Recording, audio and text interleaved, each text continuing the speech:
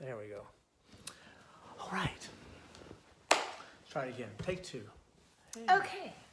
Are we even? Let me see. Ba-choom. Okay. There we are. All right. Take two. Technical difficulties. It turned this for some reason. So we're back. And we're back. And we're back. Terry and Olivia, West Tennessee K9. We're going to answer some questions. The way this works, people submit their questions ahead of time. I posted it last week. It's about Tuesday or Wednesday. We got a lot of questions about dogs, dog training, dog behavior. We just finished a Skype session with some folks in, I think, Ohio. So we do a lot of stuff via cell phone. Mm-hmm. Amazing technology. So it doesn't mean that it means you don't have to be like right here for us to help you. All of our Q&A stuff is free. We have all kinds of free content on YouTube, our Facebook content, a lot of stuff. So we're going to get to that in just a minute, the boxer question. Okay. Hi, Miss Donna. So I pulled a few questions. We're going to try to make this about 40 minutes. We have 3 or 4 questions, and I can talk for 2 hours. So I have to watch my clock because I'll just keep talking and she'll keep smiling. Okay. So Melissa says, I need help with Mugsy and barking. Okay. My husband has 2 older labs and golden mutts, and her husband cannot stand barking, and it's causing relationship problems. She's tried the prong collar with place, e-collar, positive reinforcement, but nothing's helping consistently. Any suggestions? Because it's coming between people. Yeah. If you think children test your relationship, wait till you get a dog that tests your relationship, especially a dog that you do not want. Happens. So I think I've worked with one of her dogs before. So she understands the prong collar. She talked about the prong collar, the e-collar, place, positive reinforcement. We'll start with positive reinforcement. Doesn't work. Dog barks. You say, hey, instead of barking, here's some food. The dog says, wait, you're giving me food for barking? right? So that's how that works. Oh, wait, I should bark some more. Oh, don't bark. Here's some food for barking. Oh, I should bark because you're giving me food. And it's just a continuous cycle. So that doesn't work. It has to be a punisher involved. Now, some dogs are yippy dogs. Some dogs just bark, bark, bark. But it is a correctable behavior.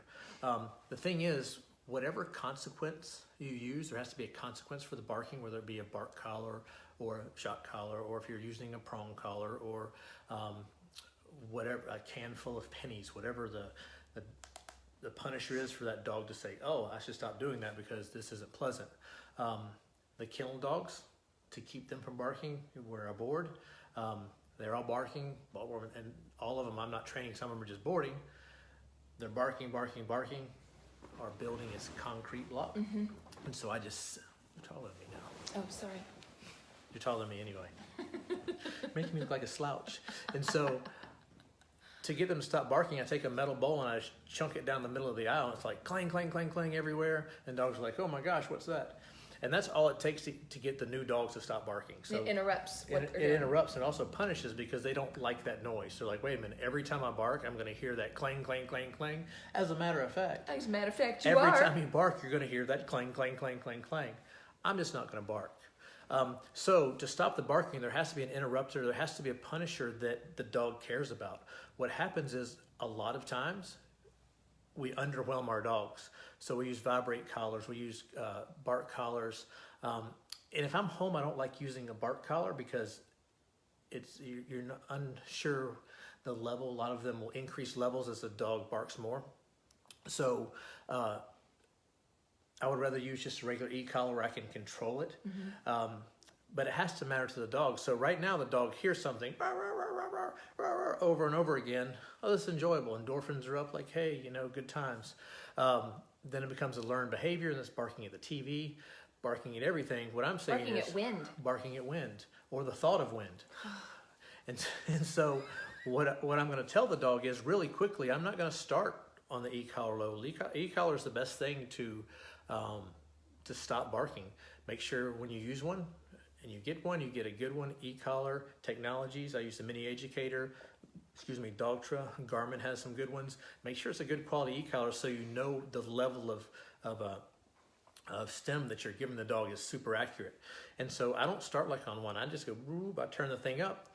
Dog barks, bump. Dog's like, wow, that wasn't nice. That was not pleasant. So dog barks again. Whoa, again. Really quickly, the dog will start to associate that stem, the burp on his neck, to the barking. Dogs learn absolutely everything by association. There is nothing that a dog learns that isn't by association.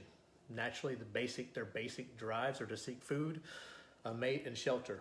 And we fix them, feed them, and house them. So everything else is just a good time at our expense and our nerves. Definitely something you can fix. Definitely something that's not super hard to work on. You just have to be consistent, and you have to correct on a level that matters to the dog. All right. Anything, Dad? Have you ever had a chronically barking dog? Yes. Oh, this weekend. Yeah, so we were out of town this weekend. Well, not a couple days, and this dog was out back. We had no control over, barked. The night we had to drive back the next morning. It was not pleasant. I wanted to not be nice to the dog. No matter where you were in the house, you could hear the dog. Just at random, right as soon as you fall asleep. Yeah, long night. So, okay, so This one's kind of thank long. you for your question, Melissa. Yes. Raven. Let's answer her question real quick. Okay, Miss Donna. How do you stop boxers from jumping on people? And I don't think it has to be boxers. It could be a lab. It could be a labradoodle. Yeah, jumping is probably the highest on the list of offenses that I get calls and questions about. So, jumping is super easy to fix. What we do with dogs when they jump, back up. Dogs learn to jump to get attention, to get things. Your dog did not come out of the womb jumping. No, it didn't. But it learned very quickly, if I jump on my litter mates, I can push them out of the way to get food. If I jump on mom, hey, I get her attention. She may lick me.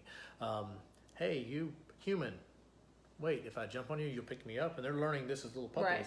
Then you come to pick the puppy, like, oh, I like that puppy. Why do you like that puppy? Because it ran to me and jumped on me, and you pick it up. Then you take the dog home, and it's so cute, and jumps up on your leg, and you're like, hey, puppy. So you're saying, hey, you jump on me, and you get affection. I pick you up. The problem comes in when that little puppy is like an 80-pound boxer or a 100-pound Doberman. Then really quickly, 140-pound Great Dane. Yeah, really quickly, that is not cute anymore. It's not super fun. Hard to stop. So the dog associated jumping with something positive. You have to associate jumping with something negative. Okay, a lot of things could be negative to a dog. We talked about the bowl just a minute ago. Loud noises. The best way to do it, quite honestly, leash and prong, leash and slip lead. I don't care what shoes around the dog's neck, but set the dog up. Have the dog on a leash. Somebody's like, hey, dog. And he's like, oh, I'm going to jump on you. And you just wham. And so that dog jumps. Don't say no. Don't say anything. Just that hard, quick correction. Dog's like, burp. It's probably not the best idea. The dog will go to jump again. Burp. Doesn't, it's a good level of starting. So I'm reading questions that come out, trying to get everybody's. If the questions come up on the screen, I'm going to try to get those before the pre-asked questions. So, you just need to teach that dog, like, hey, if you jump, it's going to suck for you. It used to be good, but now it's going to be bad. If the dog's e-collar trained, you can use the e-collar along with the leash to help with that. But if you can use just the leash and collar, leash and slip lead, leash and prong to say, and I want you to, that dog jumps, and just to the backwards and to the side, just wham, yank the dog. You can also have a friend help. Yeah, it's good, and set the dog up. And so what you'll find out is like, okay, mom and dad are doing it. Now dog won't jump on mom and dad, but kids come in the room. Like, hey, I remember you, I can jump on you. Then guests come in, oh, I remember you, I can jump on you. So in order to really make sure the dog understands no jumping, you have to run it through scenarios to make it feel. Again, in the beginning, dogs associated jumping with something positive, attention. Now, the dogs have to associate jumping with something that's uncomfortable. You've heard knee to the chest. I mean, that works, but you have to hit them in the chest so hard they go flying backwards. I don't recommend that because if the dog goes backwards, hits his head, whatever else, you have no control over where that dog's going. With the leash, you have control. You have control. You know how hard you're pulling, and it's not a tug. What you're trying to do is a quick snap, and so the dog's like going this way, now going this way, going this way, Not now this, going but this way. that. Yeah, not this, but over here. So that's the best way to fix jumping. So what is a good level for starting? I'm the question reader. I know, but I want to see that. Go ahead. I'm the question reader. I need more information. Okay, what is a good level for starting a 6-month-old, 43-pound puppy? Like 6 months old, as in starting training. Or starting with e-collar. Right, Jimmy, chime in if you can. Give us a little more What exactly are you wanting to start at? level of 6 just months and 43 regular pounds? training. But that's a good question. All right, next question. Okay. Okay, so my Samoyed, which I didn't know. I had to look that up. I had to look that up. It's a white fluffy dog. It is a fluffy dog. Will be 2 in December. Around 6 months, he started showing some light aggressive behavior, but we assumed it was through adolescence, and we tried to punish him appropriately and accordingly. He has gotten worse since then, and we don't know what to do. We haven't had the money to train until recently, and we're desperate. Today I took him to the park and he nipped at a kid and she started crying. I was so afraid of what the mother would say because I fear she would have put him down or try and sue, you know how people are. Luckily, she just told us to leave. It's extremely embarrassing. Even in the car, he acts like a lunatic and has even cracked our windshield trying to get to people outside. His in the car behavior is by far the worst. He barks and claws at the windows even if the person is far away or in another vehicle. He's fine around the family and even my little sister who's 9, but he acts insane to any dogs or people he doesn't know, even children. I've taken him to off-leash dog parks like Shelby Farms and he's fine there except when any dogs come near me. Then he gets in between us and even attacks them. Wow. Help. Yeah, so that's a big, long, complex question. I'll try to break it down to a few smaller questions. Let's break it down now. For one, not having money to train. Okay. It's a huge problem. Like dog training is a luxury and it's not cheap. Completely get it. Most of the people that send me information, even when they're asking for prices or whatever else, I would probably say only 10 to 15% of them actually get dog training. However, I answer all the questions. Sure. There's so much good information. You can go to our YouTube page. If I don't have something on my page that you want, gosh, send me a little email and I will send you links to people's stuff. I know a lot of good trainers. So there's all kinds of free information for you to work with and train your own dog. Not only on YouTube, but on your Facebook page. My Facebook page, follow it because almost all the problems that you're having with the dogs, I try to break them down, answer them, show you exactly what I'm doing. Because you're not alone. I'm not alone. Oh, they're not alone? They're not alone. And I'm not alone. I've had some bad dogs too. And it's just like, before I was a full-time trainer, behavior person, you know, I was like, wow, this dog is going to like be the end of me or I'm going to be the end of it. All right, what part do you want to attempt next? Make sure you don't Go ahead. make sure that you don't wait till you have money to get training help. It's out there. There's so much help there for you, and it's absolutely not as hard as you think. Dog training is made out to be way, way harder than it is. There is a process. Some people like me and you and some trainers and even some individuals are just naturally good at it. It comes easy, but there is a process. It's an ABCD. So don't think that just because you've never trained a dog before that you can't do it. I just want to encourage you in that. So the aggressive behavior, guarding behavior, I would consider this guarding at this point. I'd have to talk to her a little more, but say a guarding, aggressive behavior. She's guarding them. Guarding, yeah, and that's super common. I didn't look at the history of the dog Or he is guarding. what the dog was originally bred for. Doesn't really matter. So the dog is saying, "Hey, I need to keep you away from mom. I need to bark at you. I need to chase you down. I need to react at the end of a leash." Why doesn't really matter. Doesn't matter if the dog's trying to kill the other dog. Doesn't matter if he's trying to. Some dogs get off the leash and want to go play with the other dogs. It just is a big brouhaha.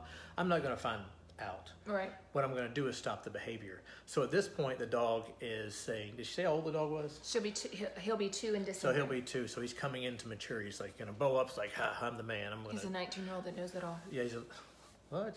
A 19-year-old knows it all. Do you know anything about that? You do.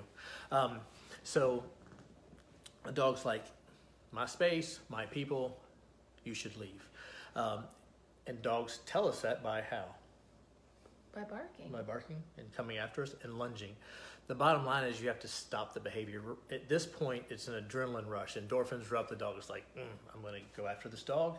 I'm going to show out for mom. And actually, on the end of the leash, this is where the dog's most brave because you have its back. Like, I know mom's back there, so we're good.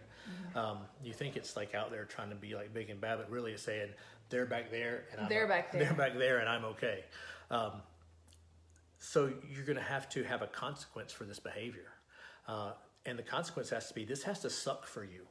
Like you going toward this dog or a kid has to suck. It has to be something that you're not going to do. So short answer is find some type of punisher, some type of consequence, prong collar, e-collar to stop that behavior. However, if you have a dog that is lunging and going after other dogs and other people, if you just strap an e-collar to the dog's neck or a prong collar and that dog gets amped up and you start punishing then and start correcting then, that discomfort and pain and uncomfortable feeling, whatever you want to call on the dog's neck, most of the time it's going to kick that dog into overdrive. It's going to say, I came at you and now I'm uncomfortable. So who's causing it? Right. You. So there's a lot of pre-work involved. You can't just go straight to punishing dogs like that. You can, if you know what a bonker is a rolled up towel. You can use that. We'll get into that maybe later. But first, teach the dog some obedience. Teach the dog what a proper correction is. The communication between the leash. Yeah, go ahead. Talk about that. Communication between the leash. Teach the dog what, Larry Crone, excellent trainer. So teach the dog what a proper correction is. Teaching a dog what a correction is no different than teaching a dog to sit or to down. If I'm going to use the e-collar for behavior modification, the dog has to understand what that e-collar means ahead of time. So that the e-collar means is a way I'm communicating with you. Hey, knock it off in a soft voice, and when the level goes up, now I'm saying knock it off in a louder voice. So what I don't want anybody to do is just start punishing away dogs. Just like, okay, yeah, dog's barking at that dog, because most of the time what's going to happen, instead of the dog coming this way saying I shouldn't do that, the dog's going to go straight after the other dog or person. There are actually folks that use e-collars to build drive. I just saw a whole seminar on it. I was like, wow, that's cool. So a lot of some working dogs to build bite drive, they're using e-collars. So it can work the opposite. Make sure the dog understands what a proper correction is. And then what you need to do is start looking for the loading phase. So dogs very rarely go into just something or nothing to something. There is a loading phase. Even if it's in your neighborhood, you're walking the same route and the dog's walking along, says, oh, wait, about here's where I start to hear the other dogs. Here's where I see the other dogs. And now it's on. So if you have a place in your neighborhood where your dog starts to kind of get alerted, like, hey, the fight's coming on, start right there. That means you have to watch your dog. Pay attention to your dog. You have to really pay attention to your dog and try to catch it. If you can catch it at that loading phase where those ears go up and the dog's like scanning, like, okay, what am I going after? Correct then, okay? So the aggression to the windshield. Hope that answered the question about the barking. You have anything else for the walking and barking as far as? No, it all goes back to the basics of watching your dog, because like you said, it's not when it's already here. You got to correct it here so it doesn't get to there. And it starts with the leash, and it knows what no means. Yeah, no needs to be the biggest word in your vocabulary when you're training dogs. No means stop doing what you're doing. Because if you keep doing what you're doing, and you know better, I'm going to correct you.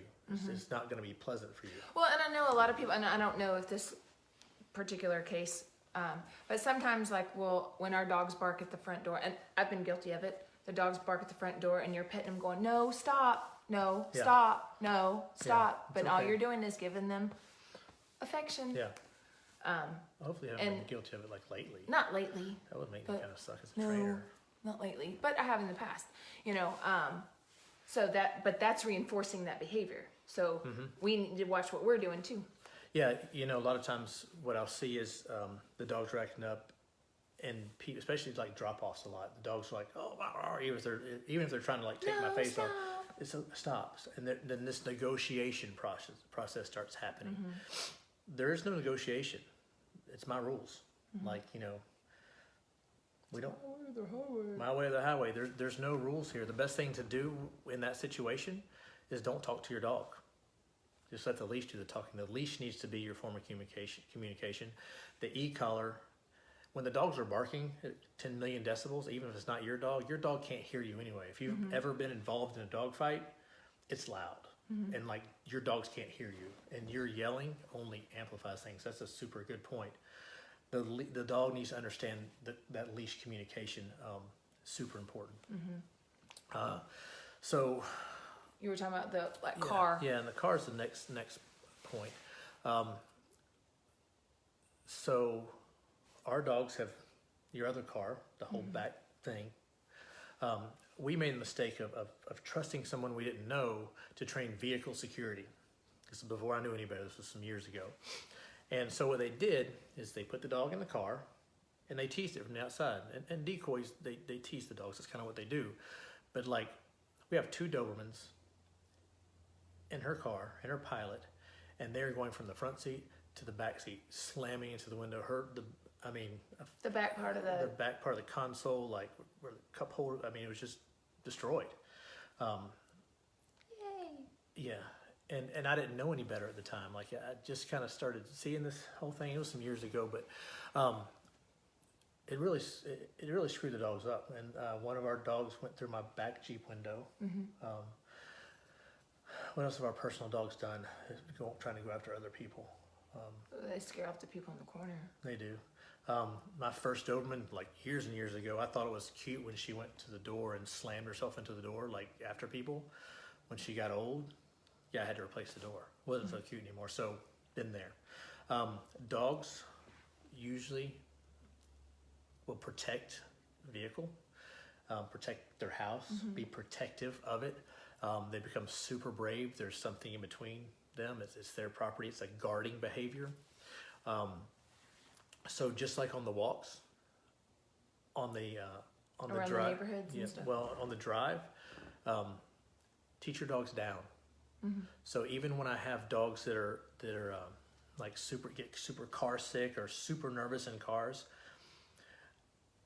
we learn down in the house, and then when they go into the car, down. We learn down in the car and They're practice They're it. not looking around. The next word they need to know, no. Dog starts to look up, somebody comes, no. If you're not using an e-collar, leash, prong on the dog. Dog goes to get up, going after somebody, no. You know, just like... And just like going back to the boxer where you set up, you can set up the dog. That's where I was going. Oh Oh my gosh. my gosh. Yeah. Yeah. You can, it's a practice learned behavior. Yeah, so have people approach your car with you in the car. Preferably don't have the leash in your hand, yanking it when you drive. It's not good. It's like trying to start a lawnmower driving down the road, you know. But do have people, even if a stranger say, hey, I'm working on my dog. Can you just walk up and look in my window? And that dog's like, no. Now, our dogs are protection dogs. They're very well trained. And if somebody walks up to the window and looks in and we're in there, they'll just look at them and look at me. Or Like, her. what do you want us to do? What do you want us to do? When they were younger, not the case. Somebody walked to the door and it's like, you know, you had to rein that in. Like, okay, Cujo, like we understand you're bad and all, but you're tearing my stuff up. Right. So don't do that until I tell you to do it. And sometimes when you have the weird people approach your car and you give the watch command and they jump up and start barking, you're like, oh my gosh, you know, it can be beneficial. I don't know these people, you know, so teach the dog down in the car. Work scenarios. Everything in dog training is scenarios. If you watch like the Schutzen, if you watch the police dog training, if you watch any of the working dog training, they're trying to recreate real life scenarios. Some of them are super extreme, some of them are just basic, but you have to practice real life scenarios. So what I tell people in training is, like, when your dog is learning place inside your house, you are rehearsing for when that person comes over. It's not that most dogs, when they're home with just their owners, they're pretty chill. But teaching the dog what place means, having somebody ring the doorbell, or if you're smart, like at the training center, we have a doorbell that's inside, ding, ding, ding. So I have it in my pocket ringing it. If you really wanted to work with your dog at home, you could take your little doorbell off and put it in your pocket, because most of them are wireless now. But practice for when you need it. Practice. So the car, on the walks, you're going to have to find scenarios to set this dog up in that are going to make it fail, so you can teach it how to do right, just like humans. Good. I wonder if he ever got back. I didn't see. See if you can. I'm not touching it because it'll flip flop again. Yeah, I never saw him get back. Somebody gave him a very good reference to a book. Okay. Okay. So this is a question you get all the time. All the time. Do you potty train dogs? No. We're listening. Someone heard your voice of his place. Oh, yeah. So when I think he's coming back soon. Diesel. So. What's the first question you ask if I ask you how do you potty train dogs? What's the first question you would ask me? Usually, how old's your dog? Yeah. How old's your dog? Survey says ding ding ding. Ding ding ding. Okay, so in this case, it's a 15 weeks, and it said the vet told her that this breed is hard to train. So their dog is 15 weeks old, and the vet said that this particular breed is hard to potty train. Did I put the rest of the part on there, where it's like pooping everywhere? I'm gonna try the kennel, but he poops and pees So in read it. that part. Okay, we track the kennel, but he poops and pees in it. We take him out 15 minutes after he eats and drinks and spend at least an hour outside with him, and he still comes in and potties in the house. He will even stop eating just to go poop somewhere in the house. Blech. Yeah. So if your dog is eating and stopping from eating, is that right? Stopping eating to poop. Yeah. If he's going to stop eating to go poop. Stop eating to poop. Yes. Couple things. For one, make sure you're checking with your vet, because I'm not a vet and I'm not a nutritionist. I just have some basic dog Know-how. knowledge from potty training a gazillion dogs. Number two, make sure you're feeding it a decent food. I know in this case, they were feeding it a very, very poor quality food. If the food is not good going in, there's going to be a lot more coming out. Like if we eat good, healthy things, we don't poop as much. People. If we eat chest cake and banana pudding and green bean casserole and keep eating and all the stuff that's crap, what it ends up? crap. And so, same thing with your dogs. Make sure you're getting your dog a good food. There's a lot of people that feed it raw, swear by it. I tried it. It grossed me out. Couldn't do it. But I feed my dogs a good food. If I don't, like I fed Gypsy, I was out of food, remember the other night? Yes. And I just fed her some stuff I had that like a client left, and it was like, I don't even want to say the names, I don't want to down anybody, but it's just a grocery store food. What happened? Crap. For how long? 3 or 4 days. 3 or 4 days. She diarrheaed everywhere. Crap. Just from eating a part of one meal of some crap food that wasn't good. So it can mess them up for days. So make sure you're feeding your puppy a good food. What a good food is, totally up to you to research. I'm not even going to comment, because there's a lot of good ones. You don't have to buy the most expensive. You don't have to buy the cheapest, but just get something with a good protein source, not a whole lot of fillers. At this point, grain-free doesn't mean crap unless you're allergic to grain, and you have to get them tested for that. Secondly, there's a big thing going around right now. Okay, what's her name? Cisasia? Chrysania. We have a few more minutes. Go ahead, ask your question. I have severely issued that needs help, but not even sure what to do or where to start. Yeah, so tell us a little bit on here about your dog while we're talking. You don't have to write a book, just a few little short comments. So this dog is eating, stopping and pooping and coming back and eating. So, thank you. You keep me on track so well. There's this big thing going around right now where everybody wants these big dogs, whether it's bullies or whatever their dog is, Dobermans, they want a huge dog. It's like, so what do? Instead of buying a genetically sound dog that has larger qualities. Mom, dad are big, so likely that the puppies are going to be big. They just think if they feed them more. Also, when people get large breed dogs, oh, this is a large breed dog, so I have to feed it more. It's not the case. The larger the breed, the slower you want it to grow. Make sure you talk to your vet. Make sure you look at the recommendations on the back of the food bag. Very important. Most important, talk to your vet. They will give you specific feeding instructions on how to feed your dog for the weight it should be, not the weight you think it should be. Right. Okay, based on the last time they weighed it, how much that breed grows. Your vet will walk you through it. If you have to write it down, do so. Super important. The large breed feed large breed puppy food, not just puppy food. So most people feed their dogs too much. Yes. If your puppies are pooping 12 times a day, you're either feeding them horrible food or feeding them too much, or both. Make sure you go by the recommended, what the bag recommends, not what you think they should be in 6 weeks. Your dog is not going to be 100 pounds at 4 months old. You know, So it goes in, it's going to come even out. if it's arborable, it's still not going to be 100 pounds at 4 months old. It's going to be, heavy, but it's not going to be ginormous. I'm looking to see if I can't read more Yeah. of that question. Um, Hold on. I'm scared to scroll down. Let's see. Okay, hold on. All right, Cynthia, or Scroll- Chrysanthe- So scroll Chrysania. back up a little bit to the bottom of that thought. Keep going. I'm reading. Don't even read that one. Okay. Go up. See Alright. if it's the same person. Yes. Go up one more. Oh, nope, not the same person. Okay. No, one more. Go up again. Is that the same person? Yes. Okay. So what's her name? Chrysania. Chrisania. Did you Something read I'm them? super horrible at is finding dogs' homes. If you want to work the dog through the aggression and through the problems, we can help you with that. But as far as finding dogs' homes, I've tried. I'm not good at it. Not good at it. He's pack aggressive, food aggressive, attacks other animals and small children, and isn't good with farm animals. Yeah, that's something we deal with all the time. But I don't. Rehoming dogs is not my gifting. Training them is. Yeah. So back to the puppies. Hey, hello from Greece. Oh, very And cool. I don't know how to even begin to pronounce that name. Neither do I. Hello from Those are Greece. letters I've never seen before. Yeah, they're Greek. It's Greek to me. It's all Greek to me. Ah! So, puppies. Make sure you're feeding them the right amount.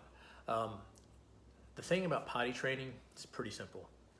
It's getting the dog on a schedule. So, if you have a dog that's pooping all over the place, like we had a dog, Vader. She more had the dog than me. I bought the dog. She I wanted the dog though. tortured the dog tortured her. It was the dirtiest, poopingest dog I think I've ever owned. It was so hard to teach that dog not to go in the kennel. As a matter of fact, it would look at you, run to the kennel, and poop. It would come in, run to the kennel. It took a long time to break that dog from going in the kennel. But we did.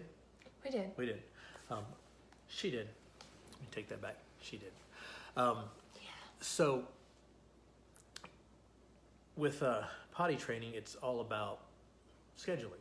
Mm-hmm. So if you have a dog that's pooping a lot, the first thing I do personally, like even when puppies come in for training, I like skip a meal because their digestive systems are really fast. So I skip a meal, make sure they're cleaned out, they've gone to the bathroom. You know, when little puppies come in, they usually go to the bathroom in their run a couple of times until I can get them on schedule. And then after that, they never do again. So feed the dog, make note of what time you fed the dog. And how much? And start taking it out right after and about every 5 minutes. When you take the dog out, make sure the dog's on the leash or the dog will go out and play. And so you may have your dog outside for an hour and the dog was like, hey, I'm more concerned about playing than I am going to the bathroom. So make sure the dog is on a leash. And like our dogs go on command, all I have to do is say go potty or go poop. If I say go potty, they pee. If I say go poop, they poop. This was just because when they were puppies, that's what we did. Go potty, go potty. Okay, now go poop, go poop. Rambler, the male, oh my gosh, that dog would take forever. I'm like, dude, just go to the bathroom. It's been like a half hour. But if you bring them back in, don't let them run around. Put him in the kennel. Put them in the kennel. watch them, because you can tell usually if they're starting to circle and you're like, no, and you grab them, and you have to carry them outside, put them on a leash, put them down. They use the bathroom, a lot of praise. Put them back in their kennel, put them in the kennel for 5 minutes. Make sure you set a timer so you don't forget about them, and then do the ritual again. Keep doing that over and over.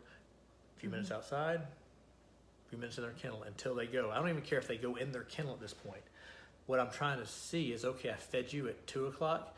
You went to the bathroom at 2:09. Or you went to the bathroom at 2:42. Okay, and so the clock's still ticking. So they're playing, and wait a minute, they pooped again. So I'm going to say, okay, they went this. There's some dogs that go more than once after they go to the bathroom. So you start to, my point is, once you start to kind of write it down, you'll see a pattern. Like, I go to the bathroom at about the same time every day. That's great. Most people do. Most people, like, okay, I'm either a morning pooper or evening pooper, or can't poop it in public. Wouldn't you like to be a pooper too? To be a pooper. And so some people can't poop in public. I mean, there's all of these pooping rules for people. Right. My dogs here, I feed them, they immediately go out and poop. Right. I have 2 that Rambler and Layla go out and poop. Gypsy will wait till the next morning. Right. She's just too good for everybody. So, gosh, you got me distracted. Not really. Sorry.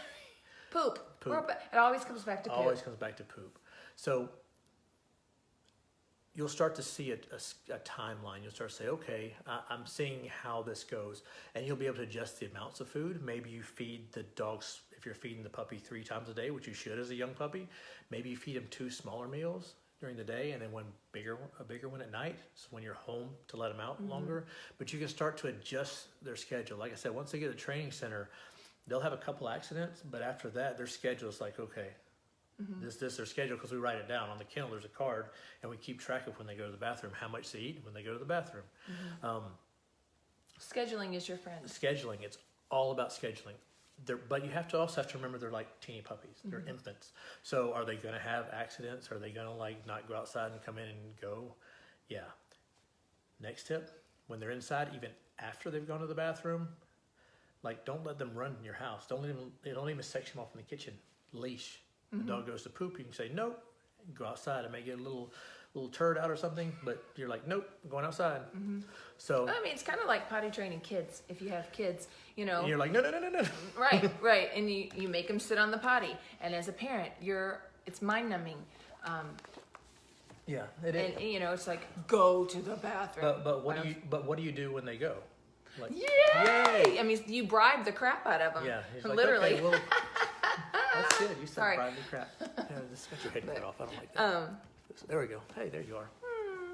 But yeah, so I think I overdid it. There we go.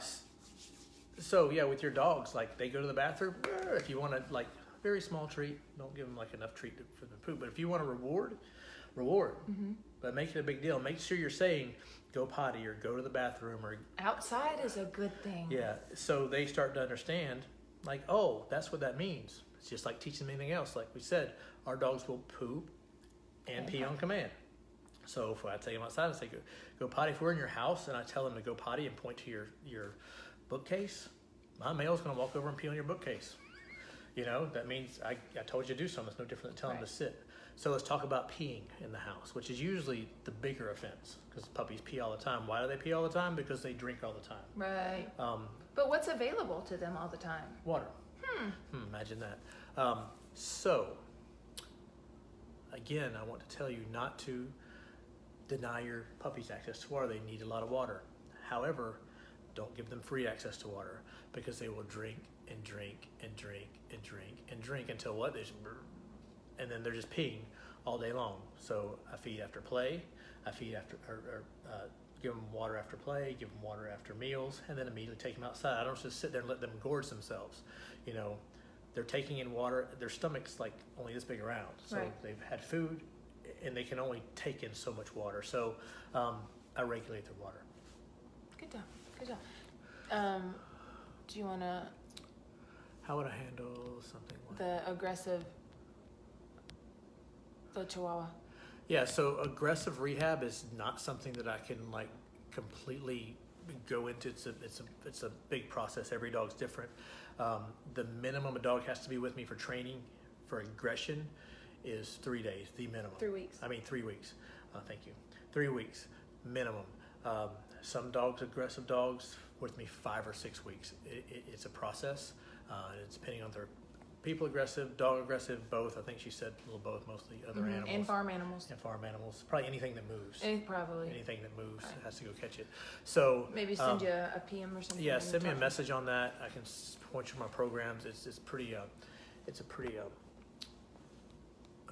complicated process. It's not something I can just say this is how you do it. Do you want to answer? This Sure. is the last question. What do you do with a dog that knows all of their commands but won't listen well in a new setting, such as someone else's house? Okay. That's a good question. Another good question, something I get that all the time. So your dog understands commands, but doesn't know how to ignore distractions. That's the thing, your dog doesn't have impulse control. So you have to get the dog around the distractions to practice, okay? First of all, I want to make sure your dog understands that the focus is on you. The dog has to understand leash communication. Dog has to understand when you pull that leash, it means owner has something to tell you. Like you feel leash pressure, I should look at owner. There's several videos I have on YouTube on how to teach dogs to focus. And you use leash pressure and food. If you watch any of my videos, you'll see even the dogs that aren't mine, after a couple of days, are all looking at me. We teach that right in the beginning. I pull the leash, you look at me, I reward. So make sure your dog understands when there's a leash pressure, I should focus on you. What your dog is lacking is impulse control. So your dog understands sit, but it doesn't understand sit in the context of something that's better. Like, chasing the cat's better than this. For my neighbor to check out my neighbor's house is better than sitting. I mean, sitting's kind of boring. So you can look at sitting as a circus trick. That's what I call them, circus tricks. So you're teaching your dog all these circus tricks that it does in this environment. Teaching impulse control is taking a dog out and saying, hey, if you react toward whatever it is, the way I don't want you to react, there's a consequence. So once the dog understands communication to that leash, you can instantly deliver that consequence. So the dog says, oh, I'm going this way. No. Oh, wait, you don't want me to do that. I should come over here. Right. So you have to teach your dog impulse control. So you can have the most obedient dog in the world in your house. Like if you give me a dog, got about 10 minutes. If you give me a dog that's really bad, really not focused, high drive, like super serious, like anxiety dog or driven dog. If you let me control that dog's food, the dog's environment, I can, on camera, I can make that super bad dog look amazing in about 3 days in that environment. With no distractions. So as soon as you add that distraction in the room, all bets are off. Right. So you start out training like you did in your house, and then you start adding distractions. And when the dog goes for whatever, leash correction, or if you're using correction, no. So even in the friend's house, the communicator, the leash still needs to be on so that you can tell your dog that's not acceptable. That's not how we behave here. You have manners here, just like, and then once you correct with the leash at the friend's house, they understand, oh, wait, I have to behave here too. Right. Just like kids. Just like kids. You know, I can promise you if your kids are not good at your house and tear up your stuff, they will not do it at my house. Right. They won't. My house has rules. So if your dog comes to my house, the same thing. Your dog is not going to do that because I have rules. And they understand. Yeah, and they understand, and they don't dislike me. Right. Super good point. Super good point. I want to say one more thing about that. So if you notice, when we finish training our own, and we'll let you know, Xandra. And conquer that, Xandra. Yeah, I train more dogs than kids. Yeah, train more dogs than kids, and had more success.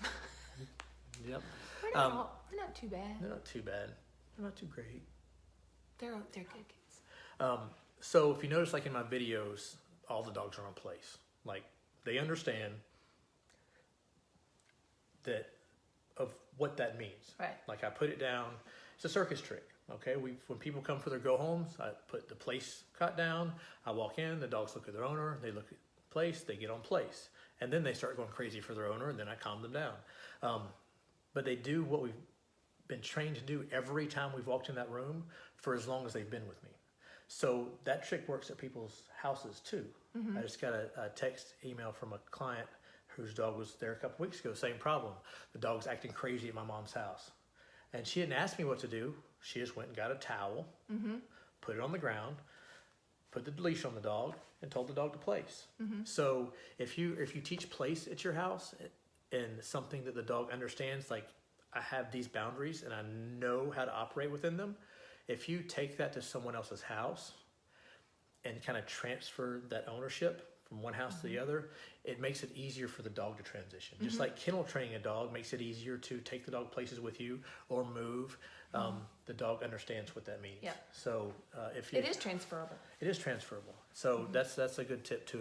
If you're using place or something like that, if you train the dog on that, if you take that thing anywhere out in the front yard, at somebody else's house, instantly the dog understands, oh, I know what this means, and it makes your life easier. That's my point. It makes the dog is like, man, but it makes your life easier because you can enjoy the company at somebody else's house, and you usually only have to correct a couple of times. Yeah. So I think that's all we have for tonight. I think so. We have a lot more because I could keep talking, but yeah. Well, thank you guys. Thanks for tuning in. A lot of Good, Rachel. questions. I hope that helped your question. Gosh, I hope we can do this next Sunday. That's the plan. Maybe we might do it during the week. I think we're thinking like. We're thinking not Sundays. Not saying like maybe Thursdays at Maybe Thursdays at 8:47. 8:42. 8:42. 8:42. An odd number. I would Even say number. about 8 o'clock probably. We get worked out and then we get dinner. Then we'll come back here. And, We'll let you do it. know. Yeah, I'll post it way ahead of time. Love doing these. Just because we finished doesn't mean you can't still ask your questions. Send them to me by private message, email, Or post on here. post on here. Go to my website. Have a lot of information on YouTube, a lot of free videos. It's there for you to learn. My simple philosophy is if somebody asks a question, I answer it. Yep. All right, guys, so we're going to go eat. I'm Olivia. And I'm Terry, West Tennessee Canine, and I sure hope this helped.